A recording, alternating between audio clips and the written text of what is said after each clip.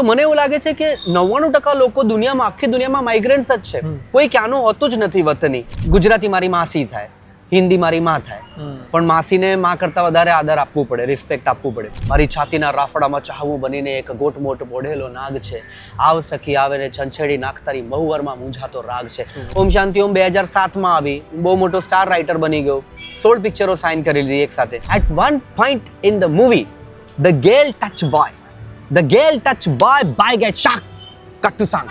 બંને અભિષેક જૈન અને અભિષેક શાહ, બંને सुंदर फिल्म मेकर्स, बहुत सारा व्यक्तियों. मैं कहता नहीं हिमेश भाई, वो मेरे को बोल रहे 45 मिनट का पॉडकास्ट है, गाना तो अपन ने 5 मिनट में बनाया, मैं 45 मिनट बात क्या करूँगा.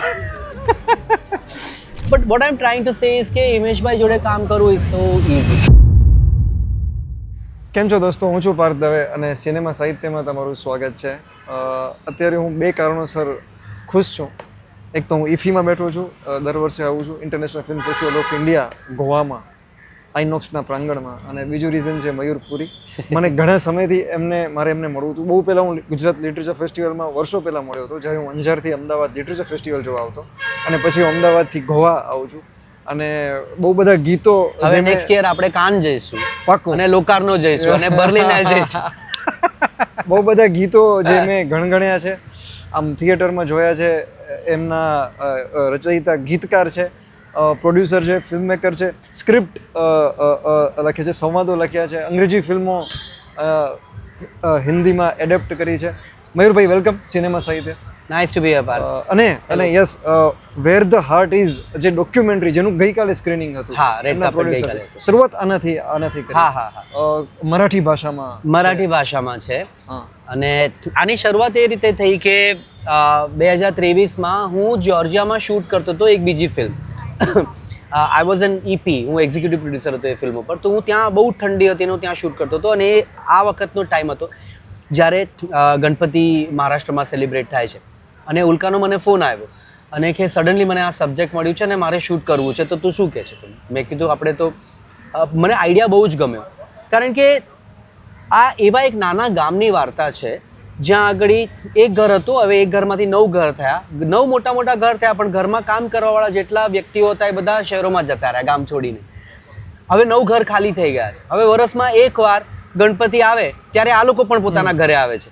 તો જે મહેમાન છે એ જ મેજબાન છે, અને જે અતિથિ છે એ જ એ લોકો પોતે પણ પોતાના ઘરમાં અતિથિ જ છે, કારણ કે 5 દિવસ રોકાઈને એ બી જતા રહેશે અને 5 દિવસ પછી ગણપતિ બી જતા રહેશે. તો એનું ડાયનામિક અને એનું એંગલ મને બહુ જ સારું લાગ્યું. મને પોતાને એવું લાગે છે કે હું અને ઉલ્કા અમે પણ માઇગ્રન્ટ્સ જ છીએ. અમે અમદાવાદથી આવ્યા, અત્યારે 25 વર્ષ થઈ ગયા મુંબઈમાં, પણ ઘર હોય છે. અમદાવાદ છે, તમે અમારામાંથી અમદાવાદ પાછું ના ખેંચી શકો, એ અંદર જતું રહે લોહીમાં, તો હવે નીકળે નહીં. તો મને એવું લાગે છે કે 99% લોકો દુનિયામાં, આખી દુનિયામાં માઇગ્રન્ટ્સ જ છે. કોઈ ક્યાંનું હોતું જ નથી વતની. પોતાનું વતન છોડીને જ લોકો નીકળ્યા છે. તમે એના અલગ અલગ નામ આપી શકો, તમે એને સિવિલાઇઝેશન કહી શકો, તમે ડેવલપમેન્ટ કહી શકો, પણ બેઝિકલી બેઘર થવાની પ્રક્રિયા છે જેને આપણે ડેવલપમેન્ટ કહીએ છીએ એકચ્યુઅલી. તો મને બહુ રસ પડ્યો આ સબ્જેક્ટમાં. તો પછી મેં ઉલ્કાને કીધું કે ના તમે શૂટિંગ શરૂ કરો, હું આવી જઈશ થોડા દિવસમાં, પણ તમે શરૂ કરો. ત્યારે અમને એવું હતું કે 5-6 દિવસ ત્યાં શૂટ કરીશું, પછી ઇન્ટરવ્યુઝ કરીશું, આમ તે મહિનામાં આપણે રેડી થઈ જઈશું. પણ ડોક્યુમેન્ટરી એ રીતે બનતી નથી. 2 વર્ષ થયા. 2 વર્ષ સુધી શૂટિંગ ચાલ્યું, અલગ અલગ ટાઈમે અલગ બહુ જ બધું. બે સિઝનમાં જઈને શૂટ કર્યું, કારણ કે 5 દિવસ તો ગણપતિ, 2 સિઝન 2023 અને 2024માં શૂટ થયું. અને એડિટિંગ ચાલ્યું 1 વર્ષ, મ્યુઝિક ચાલ્યું 3 વર્ષ, મિક્સિંગ ચાલ્યું, ટેકનિકલ કામ બહુ ચાલ્યું. તો બહુ જ પેશન્સવાળી વાત હતી, પણ બહુ જ મજા પડી બનાવવામાં, બહુ જ મજા પડી. રાઈટ. મયુરભાઈ, મને થોડુંક શરૂઆતમાં જવું છે. તમે અમદાવાદમાં ગુજરાત કોલેજમાં અમદાવાદમાં જ તમે મોટા થયા છો, રાઈટ? હા. ને અમારું મહેસાણા, કલોલ, અમદાવાદ. ઓકે, મેહાણા. સુપર. તમારું રીડિંગ, વાંચન નાનપણમાં ગુજરાતી તરફ જોક હતો? સ્કૂલથી ગુજરાતી ભાષા સેકન્ડ લેંગ્વેજ તમારી આવે. ઇંગ્લિશ મીડિયમ સ્કૂલમાં ભણતો હતો, પણ હિન્દી પણ હતું અને ગુજરાતી પણ હતું. તો 5મા ધોરણથી આપણે ગુજરાતી સ્ટેટ બોર્ડમાં ચાલુ થઈ જતું હતું એ વખતે 80sમાં. તો 5મા ધોરણ, અને ગુજરાતમાં રહીએ એટલે આજુબાજુ બધા ગુજરાતી, ને તો ગુજરાતી કલ્ચર, ગુજરાતી ફેમિલીઝ, ગુજરાતી લોકો, ગુજરાતી મિત્રો, ઘર જેવા બધા સંબંધો. તો ગુજરાતી કલ્ચરમાં જ હું ઉછેર્યો એવું કહેવાય. તો ગુજરાતી મારી માસી થાય, હિન્દી મારી માં થાય, પણ માસીને માં કરતાં વધારે આદર આપવું પડે, રિસ્પેક્ટ આપવું પડે. તો મારી ગુજરાતીઓ કરતાં વધારે શિષ્ટ, વધારે શાલીન, વધારે સારી એવી છે. ગુજરાતીમાં લગભગ હું 11મા-12મા ધોરણમાં આવ્યો, અરાઉન્ડ દેટ ટાઈમ મેં ગુજરાતીમાં પોએમ્સ લખવાનું શરૂ કર્યું. હિન્દીમાં લખતો હતો પહેલાંથી, અંગ્રેજીમાં લખતો હતો પહેલાંથી, પણ ગુજરાતીમાં 11મા-12મા ધોરણથી લખવાનું સ્ટાર્ટ કર્યું. કોલેજમાં આવ્યો એટલે ગુજરાતી નાટકો કર્યા, ઘણા બધા નાટકોનું મ્યુઝિક કર્યું, સિરિયલ લખી ગુજરાતીમાં. સંગાથ મારી પહેલી સિરિયલ હતી. હું 2nd યર કોલેજમાં ભણતો હતો, ત્યારે દૂરદર્શન ઉપર આવતી હતી લેખક તરીકે. મોલિન મહેતા એના દિગ્દર્શક હતા, આટલા મોટા ડિરેક્ટર, અને હું એકદમ નવો નિશાળી, એકદમ 20 વર્ષનો હતો એ વખતે, હું 18-19 વર્ષનો હતો, પણ મને બ્રેક આપ્યો અને મને એટલું બધું એનેબલ કર્યું કે ના તું સારું લખે છે, લખ તું. તો ગુજરાતી ભાષાના નાટક, ગુજરાતી લિટરેચર, ગુજરાતી સાહિત્ય, ગુજરાતી મીડિયા સાથે બહુ જ ક્લોઝ મારું રિલેશન રહ્યું. મેં જેટલી સેવા બની શકે એ ભાષાની મારા તરફથી મેં કરી છે. પણ ઘણીવાર દુઃખ થાય કે ગુજરાતી ભાષાના મોટા જે પ્લેટફોર્મ્સ હોય એમાં, કારણ કે મારી સરનેમ શાહ નથી કે પટેલ નથી કે એવું નથી, તો ઘણીવાર લોકો ના બોલાવે, પણ દેટ્સ ઓકે. મને એનાથી ફરક નથી પડતો. મને જે ગુજરાતીથી મળ્યું છે એનાથી વધારે મેં ગુજરાતીને આપવાનો. ગુજરાતી લેખકોને શરૂઆતમાં વાંચ્યા હોય તમે કઈ? ચંદ્રકાંત બક્ષી, મધુ રાય, ગુણવંત આચાર્ય, બધા જ લેખકો, એટલા બધું, અશ્વિની ભટ્ટ, બધું બહુ જ. અશ્વિનીભાઈ જોડે તો મેં કામ પણ કર્યું છે નાટકમાં. એક હતું નાટક, મને અત્યારે યાદ નથી, પણ કરેલું છે મેં એમની જોડે. અશ્વિની ભટ્ટ મારા ગમતા લેખક છે. હા, અરે બહુ જબરજસ્ત. તેજાબી તરખાટી માણસ. તો એમની જોડે કાંતિ મળ્યાના નાટકો મેં કર્યા છે, તો કાંતિભાઈને બી હું મળ્યું. તો ગુજરાતી લિટરેચર બહુ જ વાંચ્યું છે, પોએમ્સ બહુ જ, કવિઓ એટલા બધા, ભલે શ્રેયરશ્મિ હોય કે મરીઝ સાહેબ હોય કે મરીઝ તો ઉર્દુ જ કહેવાય હવે, પણ બરાબર ગુજરાતી ખરું. એ સિવાય બી ઘણા બધા લેખકો, વાર્તાઓ, જયંત ખત્રી હોય, ગુલાબદાસ બ્રોકર હોય, કેટલા બધા, હું ગણાઈ નહીં શકું, એટલા બધા નામ છે. રમેશ પારેખની કવિતાઓ, મને એટલું બધું કોલેજમાં ગમતું હતું. મદારીનું પ્રણય ગીત, મારી છાતીના રાફડામાં ચાહવું બનીને એક ગોટમોટ બોઢેલો નાગ છે, આવ સખી આવે ને છંછેડી નાખતારી મહુવરમાં મૂંઝાતો રાગ છે. અદ્ભુત. તો એ બધું બહુ ગમે. સુરેશ દલાલની કવિતાઓ, રેડિયો પર ફાગણના ગીતો વાગ્યા તો શહેરના મકાનોને ખબર પડી કે આજે વસંત પંચમી છે. બધું બહુ જ ગુજરાતી લિટરેચર એટલું સુંદર છે, કોઈ જવાબ નહીં. અમે એટલે પૂછ્યું કે આ નાનપણનો શરૂઆતનો ફેઝ રહ્યો, જે બીજો ફેઝ ચાલુ થયો કે તમે પ્રોફેશનલ લખતા થયા, ગીતો લખ્યા બહુ સરસ, જે આખા ભારતમાં, વિશ્વમાં, એ આ બધું વાંચન આમાં અહીં કામ આવ્યું જશે ને? બિલકુલ. તમે જે વાંચ્યું, જે અનુભવ્યું લાઈફમાં, એ તમને લખવામાં, બનાવવામાં કામ આવે જ આવે. એવું શક્ય જ નથી કે તમે જે વાંચેલું હોય ક્યાંક એળે જતું રહે, એ શક્ય જ નથી. એટલે વાંચેલું હોય એ પ્રોસેસમાં રહે ને, અંદર રહે, હાર્ડ ડિસ્કમાં એ ડેટા રહે તમારું. રાઈટ. અને એઝ અ ગીતકાર, લિરિસિસ્ટ તરીકે કઈ રીતે શરૂઆત થઈ? લિરિકલી શું છે કે તમે રિજનલ પોએટ્રી તમે વાંચો તો એ કારણ કે ફોકમાંથી આવી છે. ક્લાસિકલ બી આપણે, જેમ કે ગુજરાતી લિટરેચર અને ગુજરાતી ફોક સંગીત એટલું ઇવોલ્વ છે, દુનિયાનું કોઈ ફોક મ્યુઝિક આટલું ઇવોલ્વ કે આટલું પોલિશ નથી જેટલું ગુજરાતી ફોક છે. ગુજરાતી ફોકને તો એકચ્યુઅલી ફોક જ ના કહેવાય, એટલું ઓલરેડી સેમી ક્લાસિકલ જેવું છે, એટલું બધું કોમ્પ્લિકેટેડ સ્ટ્રક્ચર્સ. એક જ ગરબો હોય એમાં 3 તાલ બદલાય, 3 બીટ અલગ આવે, બરાબર. તો ગુજરાતી મ્યુઝિક બહુ જ ઇવોલ્વ છે. હવે એમાંથી ગુજરાતી પોએટ્રી આવી છે, તો તમે મેટ્રિકલ પેટર્ન્સ એ તમે બહુ સારું, જો તમે ફોક કે ગુજરાતી પોએટ્રી વાંચતા હો તો બહુ સારું તમને સમજમાં આવે. પ્રોસોડી તમે વાંચ્યું હોય તો તમને બહુ હેલ્પ થાય એનાથી. તો પછી તમે કોઈ પણ ભાષામાં લખી શકો, પણ એ તમારા માટે ઇઝી પડે. તો હિન્દી, ગુજરાતી, ઇન્ડિયન ભાષાઓનું જે સાહિત્ય છે એ તમે વાંચો, એનાથી તમને બહુ જ હેલ્પ થાય ગીત લખવામાં. રાઈટ. તો પહેલું ક્યારે, મને થોડું મુંબઈની તમારી શરૂઆત? મુંબઈમાં હું આવ્યો 1999માં. મારે બહુ સ્ટ્રગલ ના કરવું પડ્યું, બહુ જલ્દી મને સંજય ગઢવી સર મળી ગયા, અને મળતાની સાથે જ એમણે મને બીજા કે ત્રીજા દિવસે જોબ આપી દીધી. એમને અસિસ્ટ કરવાનું સ્ટાર્ટ કર્યું. એમને અસિસ્ટ કરતો તો તેરેલીએ નામની ફિલ્મ અમે બનાવતા હતા. એ બનાવતા એમને સમજણ પડી ગઈ કે આ તો રાઇટર છે. હું કહેતો નહોતો કે હું રાઇટર છું, કારણ કે મારે ડાયરેક્શન કરવું હતું. તો ડિરેક્શનમાં જવા માટે મેં રાઇટરનું કાર્ડ થોડું પાછળ બેકફૂટ રાખ્યું હતું, પણ એ સમજી ગયા. એ તો બહુ જ હોશિયાર હતા. તો મને કે હવે તું મારા માટે નેક્સ્ટ ફિલ્મ લખ. તો મેરે યાર કી શાદીએ મારી પહેલી સ્ક્રિપ્ટ, ટેકનિકલી યશરાજ ફિલ્મ્સનું પ્રોડક્શન, મોટી ફિલ્મ. એ પછી ધૂમમાં હું એસોસિએટ ડાયરેક્ટર હતો. એના પછી ઇન્ડિપેન્ડન્ટ રાઇટર તરીકે સોંગ્સ લખવાનું શરૂ કર્યું, કારણ કે પ્રીતમ મારો ફ્રેન્ડ હતો. તો 2004માં ધૂમ રિલીઝ થઈ, 2005થી ગીતો લખવાના શરૂ કર્યા, અને પછી ઘણા બધા ગીતો, ઘણી બધી ફિલ્મોના લખ્યા. સાયમલ્ટેનિયસલી 2006માં મને ઓમ શાંતિઓ મળી લખવા માટે. ઓમ શાંતિ ઓમ 2007માં આવી, બહુ મોટો સ્ટાર રાઇટર બની ગયો, 16 પિક્ચરો સાઇન કરી લીધી એક સાથે. પછી ગ્લોબલ ફાઇનાન્શિયલ ક્રાઇસિસ આવ્યું 2009માં, એટલે બધા પ્રોજેક્ટો અટકી ગયા. એ 16માંથી 4 પિક્ચરો બની, 12 તો બની જ નહીં. એટલે પછી ઉપર નીચે આ ઇન્ડસ્ટ્રીમાં આવ્યું જ છે, ઉપર જાઓ નીચે જાઓ. અને પછી થોડું 1-2 વર્ષ માટે ઇન્ડસ્ટ્રી છોડી દીધી. મારું સ્ટોરી સર્કસ જેનું જેના બેનર તળે આ પ્રોડ્યુસ કરી છે, એ બેનર એ શરૂ થયું હતું બહુ જ નાનું. બાળકોને અમે લોકો પપેટ્સ સાથે સ્ટોરી ટેલિંગ કરતા હતા. તો 2 વર્ષ ઉલ્કાને મેં એ કામ કર્યું. પછી થિયેટર પાછું મુંબઈમાં શરૂ કર્યું, થિયેટર કરીને પછી ટેલિવિઝન કર્યું, પછી ટેલિવિઝન કરીને હવે આ હવે ફિલ્મ પ્રોડ્યુસ કરી રહ્યા છીએ. તો ઓર્ગેનિક અને ધીરે ધીરે કરવું, એક પહેલું પગથિયું પગ મૂકવાનું, પછી બીજું, પછી ત્રીજું. ઉપર કૂદીને જવાનું નહીં. જે પ્રોસિજર હોય, જે પ્રોટોકોલ હોય એને જ ફોલો. થિયેટર કરવાનું, થિયેટર પછી ટીવી કરવાનું, ટીવી કર્યા પછી ડોક્યુમેન્ટરી કર્યા પછી ફિલ્મ કરીશું. એવી રીતે જ ધીરે ધીરે.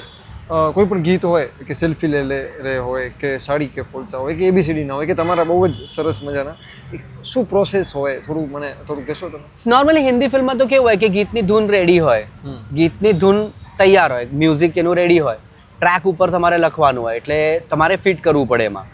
એટલે તમે ઘરેથી તમે સ્વતંત્ર વિચાર લઈને ના આવી શકો. તમને ઓલરેડી એક કેરેક્ટર હોય, કેરેક્ટરાઇઝેશન હોય, એ કેરેક્ટર એ સોંગમાં શું કહેવા માગે છે એ ડિરેક્ટરે નક્કી કરેલું હોય, પ્રોડ્યુસરે નક્કી કરેલું હોય. મ્યુઝિક કંપનીના પોતાના ટેનેટ્સ હોય કે અમે આ સોંગ કઈ રીતે માર્કેટ કરીશું, અમે શું ઈચ્છીએ છીએ આ સોંગથી. આ પહેલું સોંગ હશે, ફિલ્મનો બીજો હશે, ત્રીજો હશે, ક્યારે માર્કેટિંગના કયા સ્ટેજ ઉપર આ સોંગ આવશે, આ સોંગથી અમે શું કહેવા માંગીએ. તો ઘણા બધા બોક્सेस ટીક કરવાના હોય. એ બધા બોક્सेस ટીક કરો ત્યારે એક સોંગ એ પ્રમાણે લખવાનું હોય. હું ઘણીવાર જોક કરું કે હિન્દી પિક્ચરમાં ગીત લખવું એટલે કફન ઓલરેડી તૈયાર છે તમારી પાસે, તમારે મરદાને કાટી પીટીને એમાં બેસાડવાનું પ્રક્રિયા છે હિન્દી ફિલ્મનો ગીત લખવું હોય. તો તમે થોડુંક મને લાગે છે લોકોને સમજવું અને સાંભળવું ગમશે, કે કોઈ પણ ઉદાહરણ આપીને સમજાવી શકશો? કે પછી તમે મને પૂછો કે આ ગીતનું પ્રોસેસ તમે કેટલા બધા, કોઈ પણ ગીતનું. સાડી કે ફોલસા? સાડી કે ફોલસાની સ્ટોરી બહુ ફની છે. સાડી કે ફોલસા પ્રીતમે મને કોલ કર્યો અને મને કીધું કે મારે આ પ્રભુદેવાની પિક્ચર છે અને પ્રભુ સરને હું ઓળખતો હતો બીકોઝ ઓલ ધ પેલું ABCD અમે કરેલી, ABCD 2. તો કે તું પ્રભુ સર કો મિલકે બ્રીફ લે લે. મેં કીધું સારું. હું પ્રભુદેવા સરને મળવા ગયો. તો I said sir situation you will tell me about the song. તો પ્રભુદેવા સેડ કે I tell you story. I said don't tell me the whole story of the film, just tell me the beginning and major beats and how you come to this song and then what you want in this song and I'll write. So Prabhudeva sir said, okay, Marje, there will be boy, there will be girl, bye, meet girl, love at first sight.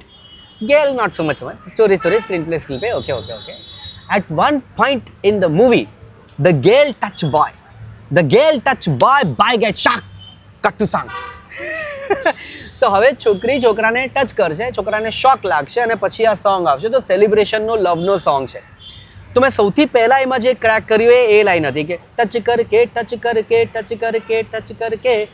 કરકે દિલ સે દિલ attach. કે હવે attach કરીને સાથે શું રાઈમમાં જશે, શું કાફિયો તમે મેળવો? તો કભી છોડ દિયા દિલ કભી કેચ કિયા રે. પછી એનું હજી ઉપમા એક લાઈન તમારે જોઈએ મુખડું એન્ટર કરવા માટે. તો સાડી કે ફોલસા કભી મેચ કિયા રે. આ લાઈન મને બહુ ઇન્ટરેસ્ટિંગ લાગે છે કે હિન્દુસ્તાનમાં જે સ્ત્રીઓ હોય છે એમને કેટલું એ બધું કોમ્પ્રોમાઇઝ કરવું પડતું હોય છે લાઈફમાં. ગમતી વસ્તુ મળે નહીં, ગમતી સ્કૂલ ના મળે, ગમતું એડ્યુકેશન ના મળે, ગમતું હોય વ્યક્તિ જોડે લગ્ન કદાચ ના થાય, પ્રેમ ના મળે, જેની સાથે લગ્ન થાય એને ના છૂટકે પ્રેમ કરવું પડે. એક જ વસ્તુ તમારા મનની થઈ શકે, તમે સાડી ખરીદો એનો ફોલ તમે તમારા મનથી કલરથી લઈ શકો. એટલા માટે સ્ત્રીઓ એટલું બધું અટેન્શન એ એક્ટને પે કરતા હોય છે. અને હું ઊભો રહ્યો છું બહાર, આ મેચિંગ સેન્ટર હોય ને આપણે ત્યાં, મેચિંગ સેન્ટરોની બહાર મારા મમ્મી, મારા માસી બધા લોકો જાય લેવા માટે ને એક કલર માટે એટલી બધી મગજમારી કરે, પોતાનું કલર ફોલ જે હોય મેચ થવો જોઈએ સાડીમાં. તો મને ખબર છે કે એ બહુ ઇમ્પોર્ટન્ટ વસ્તુ છે. તો એ જ્યારે મેં લખ્યું આ મુકડું ત્યારે બધાને જલ્દીથી સમજ પડી નહીં. પ્રીતમને બધાને લાગ્યું કે એ ક્યાં હે, इसका क्या मतलब है, સાડી કે ફોલસા મેચ ક્યાં. પણ મેં કીધું નહીં, આ વર્ક કરશે બિકોઝ આ સત્ય છે, આ હિન્દુસ્તાનની વિમેનનું સત્ય છે, એટલે એમને ગમશે, તમે ચિંતા ના કરો. તો એ રીતે બની ગયું સોંગ. સુપર. ને સેલ્ફી લે રે જે સલમાનનું ઇન્ટ્રો સોંગ હતું, સેલ્ફી લે લે જે હતું એમાં શું થયું કે અમને એવું કહેવામાં આવ્યું કે સલમાન ખાનની પિક્ચર છે અને પિક્ચરનું નામ છે બજરંગી ભાઈજાન. તો મને ને પ્રીતમને થયું કે સલમાનનું નામ બજરંગી હશે પિક્ચરમાં, કારણ કે ભાઈજાન તો બધા ઓળખે જ છે ને. તો અમને થયું કદાચ એનું નામ તો અમે લોકો આખું સોંગ બનાવી નાખ્યું ભૈયા બજરંગી કરીને. ઓકે. એ સોંગ બનાવી નાખ્યું એસે હે ભૈયા બજરંગી તા તરારારારા આવું સોંગ બનાવી કાઢ્યું. પછી જ્યારે અમે કબીર ખાનને સંભળાવ્યું સોંગ તો કબીરે કીધું નહીં નહીં ઉસકા નામ બજરંગી નહીં હે પિક્ચર મેં, ઉસકા નામ તો પવન હે. તો પછી પ્રીતમે ફરીથી ટ્યુન બનાવી. પછી મને જે એને ટ્યુન બનાવી તારી તારા કટિંગ બહુ સારું છે, ટ્યુનનું કટિંગ બહુ સારું છે.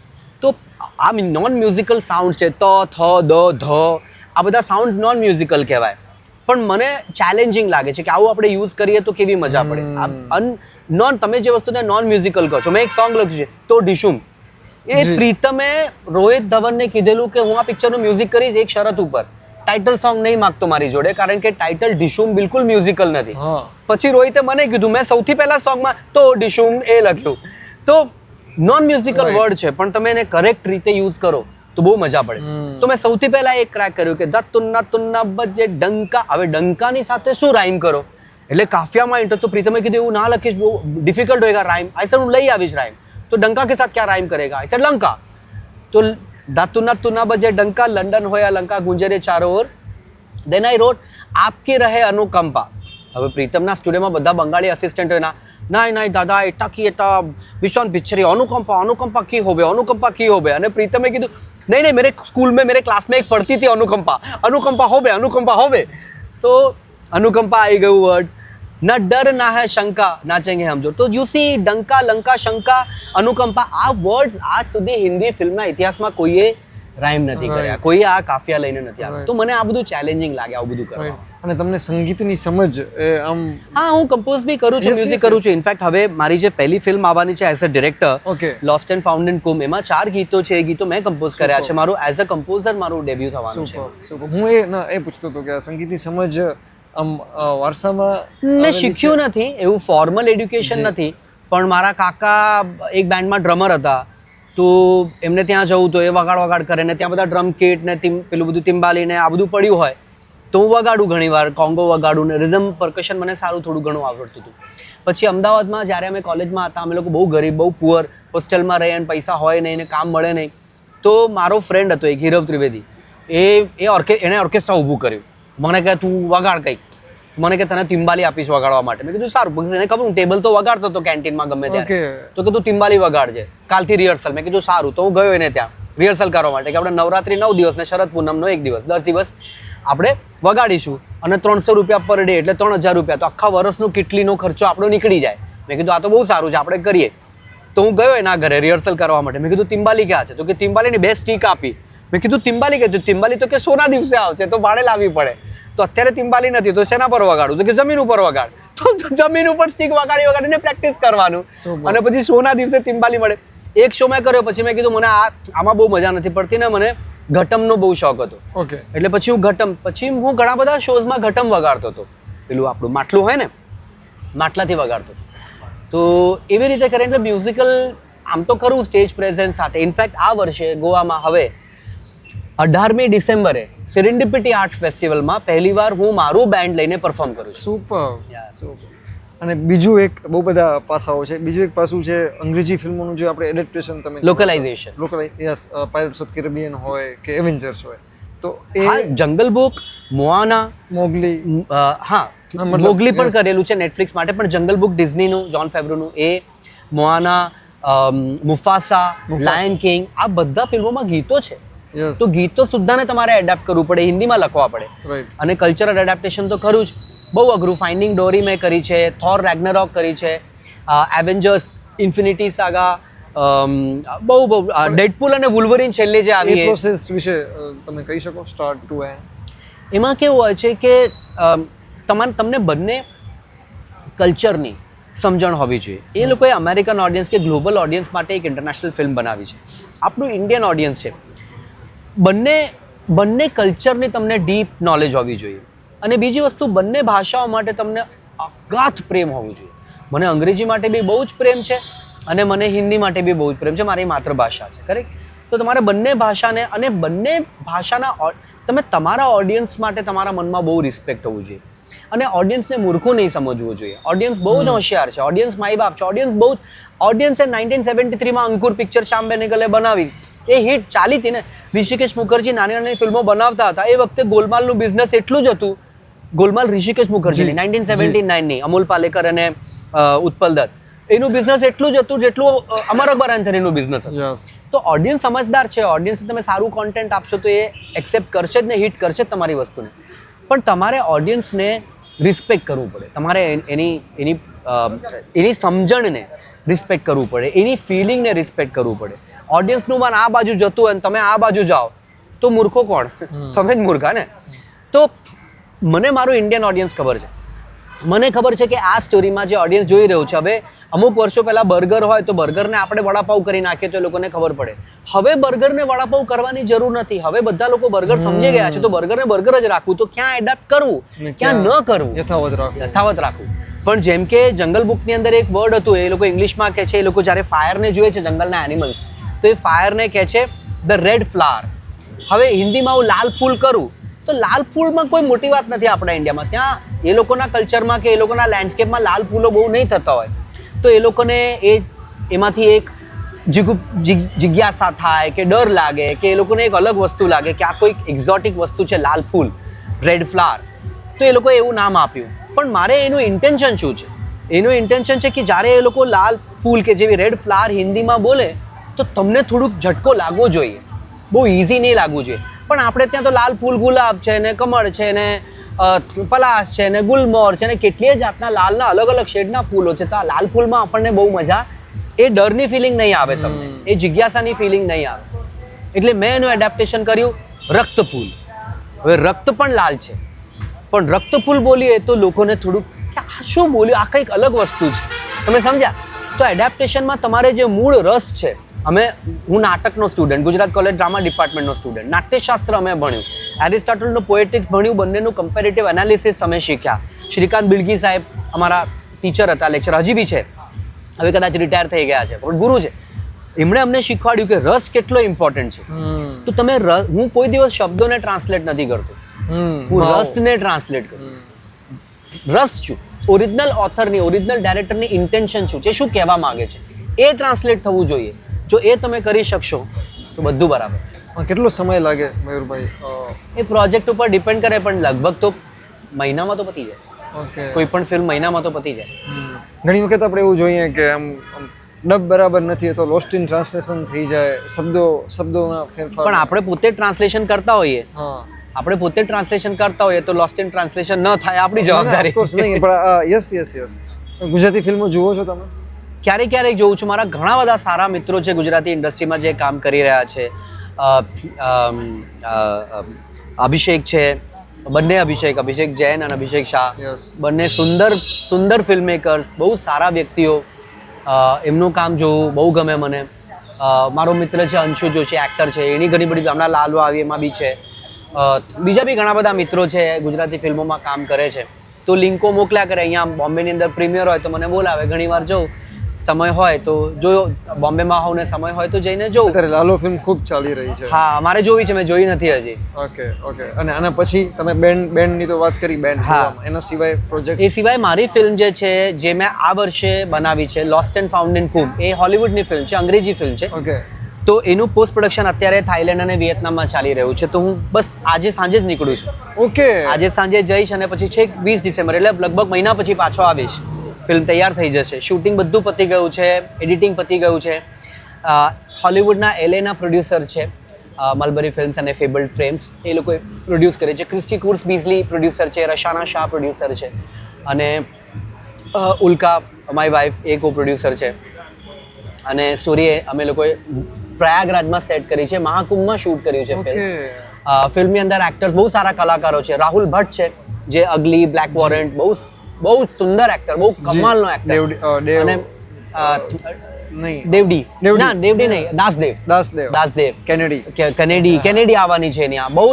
બહુ જ સારો એક્ટર, મારો બહુ સારો મિત્ર છે એ છે. એમાં રાજશ્રી દેશપાંડે, જેને last year trial by fire માટે બેસ્ટ એક્ટ્રેસનું એવોર્ડ મળેલું, એ છે. KTMS બ્રિટિશ એક્ટ્રેસ છે, બહુ સારી. જોર્ડી કાસ અમેરિકન છોકરો છે, 7-8 વર્ષનો, જબરદસ્ત એક્ટર છે. એણે હમણાં ફ્રેઝરનો એપિસોડ કર્યો, વોલમાર્ટના કમર્શિયલમાં છે, મોટી વસ્તુઓ કરે છે. અભિસાર મારો દીકરો છે, પણ એનું પણ ડેબ્યુ છે લીડ રોલમાં. તો એ 2 છોકરાઓની વાર્તા છે જે કુંભમાં ખોવાઈ જાય છે, 2 બાળકો. Okay. તો 2 બાળકોની સ્ટોરી છે. બહુ જ સરસ બની છે ફિલ્મ. એ નેક્સ્ટ યર હવે આવશે ફેસ્ટિવલ્સ ને પછી રિલીઝ કરીશું. અને મારી ઈચ્છા છે કે એને હિન્દીમાં ડબ કરીને આપણે ઇન્ડિયન ઓડિયન્સ માટે પણ લઈને આવીએ. ઓકે, અને છેલ્લે જતા જતા હું કહીશ કે મારું ગમતું ગીત છે દિલ કે તાજમહેલ મેં. મને હિમેશ રેશમિયા બહુ ગમે અને મને એ શબ્દો એના પાછળની સ્ટોરી. યસ હિમેશભાઈ બહુ જ કમાલ માણસ છે. યસ. મને એમના માટે અગાધ પ્રેમ અને અગાધ રિસ્પેક્ટ બંને વસ્તુ. કારણ કે તમને એમના જેવો ક્લિયર થિંકિંગ વાળો માણસ નહીં મળે અને ટેલેન્ટેડ ભયંકર. આમ બેઠા બેઠા 2 મિનિટમાં ટ્યુન બનાવી જ નાખે. ઘણીવાર મને બોલાવે ઘરે કે મયુરભાઈ આવો ગાના બનાતે, તો હું કહું કે હા આપ મેરે કો ટ્यून भेज दो. बाकी બધા એવું જ કરે ને, ટ્यून મોકલે. તો ટ્यून કहाँ है, आप आओगे तब बनाएंगे. ક્યાં બાત છે. તો હું જાઉં એમની સામે, પછી સામે બેઠા બેઠા જ બનાવી નાખે, સામે બેઠા બેઠા જ લખી કાઢું. બહુ મજા પડે એમની જોડે કામ કરવામાં. જેટલી મજા મને ફારા ખાન જોડે લખવામાં, ડાયલોગ લખવામાં પડે, બીકોઝ ક્લેરિટી. અને બંને નેબર છે, તમને ખબર છે. ફરાનું ઘર અહીંયા છે અને બાજુમાં હિમેશભાઈનું ઘર. એક જ ટેરેસના 2 ભાગમાં એ લોકો. તો બંને એ ઘર સાથે મારે બહુ, એ બિલ્ડિંગ સાથે બહુ સારો પ્રેમ છે. બંને બહુ જ ક્લેરિટીવાળા અને બહુ જ સારા લોકો. બહુ મજા પડે એમની જોડે કામ કરવામાં. હવે દિલ કે તાજમહેલના વખતે એવું થયું કે હું IPRSમાં બોર્ડ ઓફ ડિરેક્ટર્સમાં સિલેક્ટ થયો. એશિયા પેસિફિક મ્યુઝિક ક્રિએટર્સ અલાયન્સમાં વાઇસ ચેરપર્સન બન્યો. તો મારું ગીતો લખવાનું કામ થોડું અટકી ગયું, કમ્યુનિટી વર્ક વધી ગયું થોડું. તો હું ગીતો નહોતો લખતો, મેં છોડી દીધેલું. એક દિવસ હિમેશભાઈનો ફોન આવ્યો.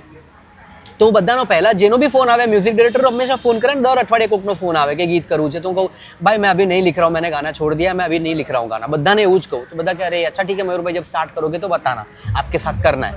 આવું બધા કહે કટસી માટે. હિમેશભાઈ એવા વ્યક્તિ છે, એમણે મને ફોન કર્યો कि मयूरभाई आ जाओ अपन गाना बनाते. तो मैं कीधु हिमेशभाई मैंने गाना छोड़ दिया है करना. नहीं नहीं कुछ छोड़ा नहीं, आ जाओ.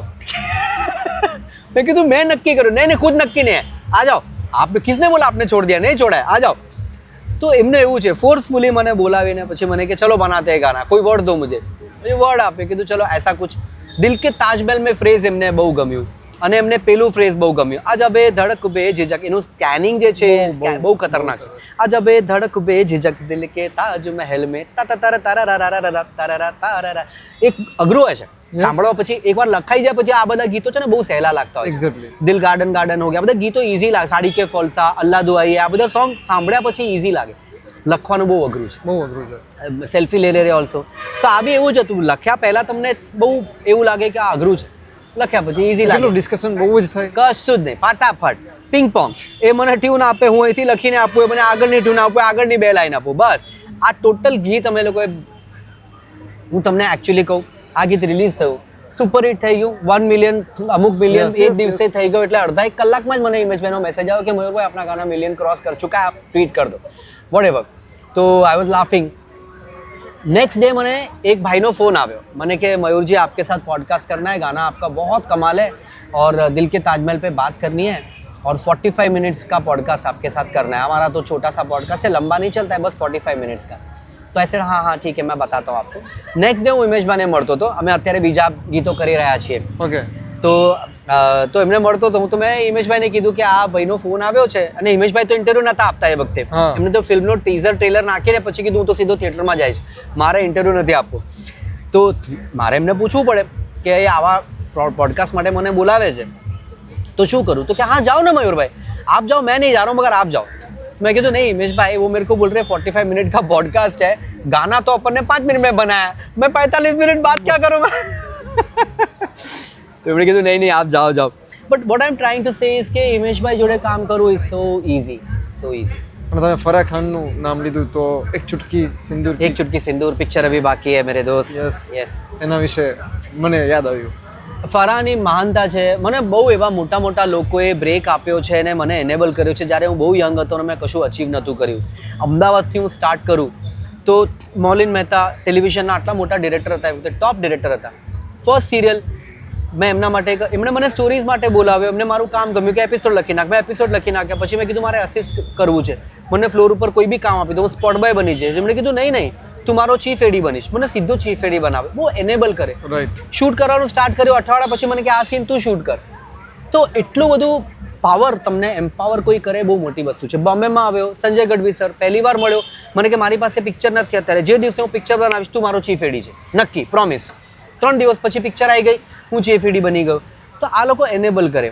ફરાની વાત કરું તો બિફોર ઓમ શાંતિ ઓમ, અને ઓમ શાંતિ ઓમ વોઝ ધ બિગેસ્ટ ફિલ્મ. એ વર્ષની સૌથી મોટી ફિલ્મ. કોઈ રાઇટર જે રાઇટરને કે એ રાઇટરને એ લોકો અફોર્ડ પણ કરી શકે, ના પણ ના પડે, કોઈ પણ કરવા માટે તૈયાર. રાઇટરો લાઈન લગાવીને પાછળ પડેલા એમની કે ફરા હમકો કરને દો, હમકો કરને દો. અને ફરા મેમ મને ઓળખતા હતા, થોડું ઘણું 1-2 વાર મળેલા, અને મેં એમના માટે એક એડ ફિલ્મ લખી હતી થોડી. પછી એ થયું નહીં, પણ તે knew that I am a good writer and she called me. અને એક મીટિંગ થઈને બેઠા અને એમણે મને કીધું ને, you are writing the film, તું જ લખે છે. તો એમનો બહુ જ અગાધ વિશ્વાસ એક બીજા યંગ કોઈને એનેબલ કરવાની. એટલા માટે હું મારી સાથે જેટલા યંગ, જેટલા નવા લોકો, હું બધાને એટલા માટે હેલ્પ કરું છું કે હું બિલીવ કરું છું વસ્તુમાં કે મારી સાથે થયું છે કે એક વ્યક્તિ એક વખતે તમને 2 વસ્તુ કે તમારી જિંદગી બદલાઈ જાય. તો એ ફરાનો બહુ જ પ્રેમ અને બહુ જ મેં ફરા મેમ માટે 2 ફિલ્મો લખી છે, ઓમ શાંતિ ઓમ અને હેપી ન્યૂ યર. બંને ફિલ્મોમાં મળીને લગભગ 250 જેવા સીન હશે. 100-125 સીન એક પિક્ચરમાં, 100-125 બીજી પિક્ચરમાં, 200-250 સીન મેં એમના માટે લખ્યા છે. મને આજ સુધી ફરા મેમે એક લાઈન, એક વર્ડ રીરાઇટ કરવાનું નથી કીધું. જે લખ્યું ફાઇનલ જ છે. પણ એટલા માટે કે એમની બ્રીફ એટલી સાચી, એટલી પ્રોપર હોય કે એકવાર કહી દીધું એટલે પતી ગયું. કોઈ દિવસ બેકટ્રેક ના કરે, પાછા ના જાય પોતાના બ્રીફ ઉપર. બ્રીફ બદલે નહીં, ચાહે 10 વર્ષ થઈ જાય. તમે સીન વિચાર્યો હોય 10 વર્ષ પહેલાં, 10 વર્ષ પછી શૂટ થતું હોય, ચેન્જ ના કરે. જે નક્કી કર્યું એ જ કરવાનું. એ બિલીફ, એ મક્કમતા, એ શીખવા જેવી બી કરી, અને એનાથી તમારું કામ બહુ સહેલું થઈ જાય, બહુ આસાન થઈ જાય. એટલે મારા માટે તો ભગવાન જેવા છે આ બધા લોકો. આદિત્ય ચોપડા, સંજય ગઢવી, શાહરૂખ ખાન, આ લોકો મારા જેવા એક નવા નોસિકિયા માણસને અમદાવાદથી આયોજન કામ કરે છે ને, નહીં તું કર, તું બહુ સારું કરે છે. બાકી તો શું. અને શાહરૂખ ખાન બોલે છે જ્યારે પિક્ચર અભી બાકી મેરે દોસ્ત, અને પછી તો શાહરૂખ કેટલી બધી જગ્યાએ બોલ્યા છે. હા, હવે તો એમનો કોઈ ઇવેન્ટ પૂરો નથી થતો. જ્યાં સુધી પિક્ચર અભી બાકી ના બોલે ત્યાં સુધી કોઈ ઇવેન્ટ થતો નથી. ભારતના પ્રધાનમંત્રી, ભારતના રાષ્ટ્રમંત્રી, ભારતના ગૃહમંત્રી, ભારતના બધા લોકોએ આ ડાયલોગને યુઝ કર્યો છે ગમે ત્યારે. પિક્ચર અભી બાકી બધા ક્યાંક ને ક્યાંક કહે છે પોતાની સ્પીચીસમાં. અને રોજ જે ક્યાંય ને ક્યાંય ડાયલોગ બોલાય જ છે કોઈક ને કોઈક ઇવેન્ટમાં. તો હવે આ મારું નથી, હવે આ ડાયલોગ પબ્લિકનું છે. જ્યારે તમે લખી રહ્યા હતા, આ બહુ જૂની વાત થઈ જશે, પણ ત્યારે આમ એ સીન જે છે શાહરૂખ ખાન બધે સામે બોલે છે રસ્તા વચ્ચે ઊભીને, ત્યારે શું પ્રોસેસ? એકચ્યુઅલી આ ડાયલોગ તો મેં બહુ પહેલા લખેલો. હું જ્યારે 11મા ધોરણમાં ભણતો હતો, જ્યારે મેં નક્કી કર્યું કે મારે ફિલ્મ મેકિંગમાં જવું છે, તો મને બીજા દિવસે ખ્યાલ આવ્યો કે મને તો અવોર્ડ મળશે જ, હું મોટો માણસ થઈ જઈશ, તો મારે સ્પીચ તો આપવી પડશે, તો હું શું બોલીશ? એ વખતે આ થોટ મારા મનમાં આવ્યો હતો કે હું આવું કંઈક બોલીશ. 2 મિનિટ્સ ઓલમોસ્ટ ડન. સો એ વખતે મારા મનમાં આવ્યું હતું. પછી તો યુઝ થયું ઘણા વર્ષો પછી, અને હવે આજે ઘણા વર્ષો પછી આપણે વાત કરીએ છીએ. Thank you Mayurbhai, thank you so much, pleasure talking to you. અને આપણે બીજે ક્યાંય પણ ગોવા મળ્યા તો વધારે આનંદ આવ્યો. Thank you. Correct. All the best. Thank you. નમસ્કાર.